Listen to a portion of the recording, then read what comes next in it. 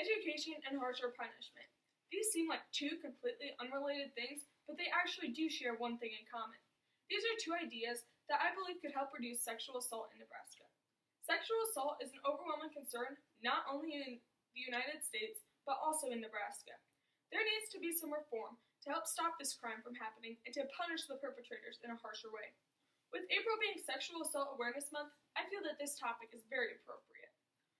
First, I will tell you about how big of a deal sexual assault is.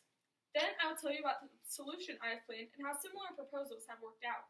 Finally, I will open your eyes as to how different things could be with laws in place such as these.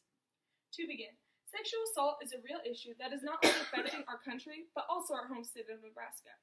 By definition, sexual assault is an assault of a sexual nature on another person, or any sexual assault act committed without consent, according to the Nebraska Department of Health and Human Services. People who sexually assault another person use it as a weapon to hurt and dominate the other person. Sexual assault is very common. As stated by the United States Department of Justice, there are 346,830 rapes that are reported each year. It is proven that 1 in 5 cases of sexual assault are reported, leaving the other 4 cases to be forgotten. Also, 20 million women out of the total number of 112 million women have been raped in the U.S. in their lifetime.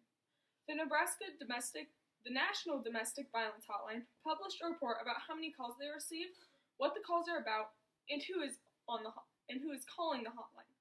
This report said that 64% of the callers were calling about physical abuse, which is a factor that leads up to sexual abuse, and that 9% of these callers were calling about sexual violence. These numbers are startling, but thankfully they are slowly decreasing over time as lawmakers are cracking down on lax laws. Bringing everything back home, I found the Omaha Police Department's crime statistics by month. In Omaha alone in February, there were 39 reported rapes, which is up 3% from the numbers last year. As you can see now, sexual assault is a real problem. Now that I've told you about how sexual violence is a serious dilemma, I will share with you my ideas on some laws that will help and similar laws that have been put in place in other states. Pelé, a Brazilian soccer legend, once said, "If you don't give education to people, it is very easy to manipulate them." I believe that this is so true because if you don't teach people about consent and how important it is, then they can be easily manipulated and forced to do things that they don't want to do. I also believe that there should be harsher punishment for the perpetrators because they have committed such a heinous act that has probably altered their victims' lives until the day that they die. To prove to you that my propositions could work, I will share with you some similar laws in other states. In 2018, the governor of New York, Andrew Cuomo, passed new legislation that helps victims of sexual violence. This bill offers health care services to the victim at no particular cost, and the victim is allowed to talk to a counselor specializing in rape crisis or victim assistance. It also allows the victim to keep tabs on their case and rape kit if there is any. This law ensures that the abused party will know exactly what is going on with their case, and they will receive appropriate counseling and medical services. In at least 11 other states, there have been several laws passed in response to the #MeToo movement, according to CNBC. One law details that employers cannot allow their employees to sign non-disclosure agreements regarding sexual assault. Another requires all employers with 5 or more employees to have sexual harassment training for everyone working. I think that this could benefit our state a lot because when people are educated, they know what is wrong and when to report bad behavior.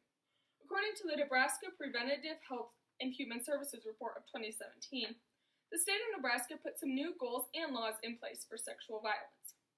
One of the programs is engaging men to prevent sexual violence. This program works with men to educate them about their role in preventing sexual violence.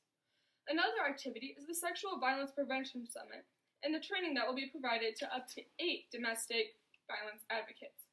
There are also countless other campaigns, including Sexual Media Sexual Abuse Prevention and the Step Up to Speak Out website. As you can see, other states have many more laws than Nebraska in place regarding sexual violence. If we put in laws similar to those of New York, I believe that we could see a lot of positive impact. New York experienced a slight decline in number of sexual violence cases, and I believe that if Nebraska put similar laws in place, that we could also lower our numbers. Of course, numbers will also decrease the more times the laws have been in place. Just imagine how much better life could be if the rate of sexual violence was on the decline. You wouldn't have to worry so much about being in public alone, and the fear of being kidnapped by traffickers could diminish quite a bit. Now, if similar laws are discarded and not brought to the attention of state officials, life could be the same, maybe even worse. I can remember when human trafficking was a huge concern. It was during the summer or during the start of school.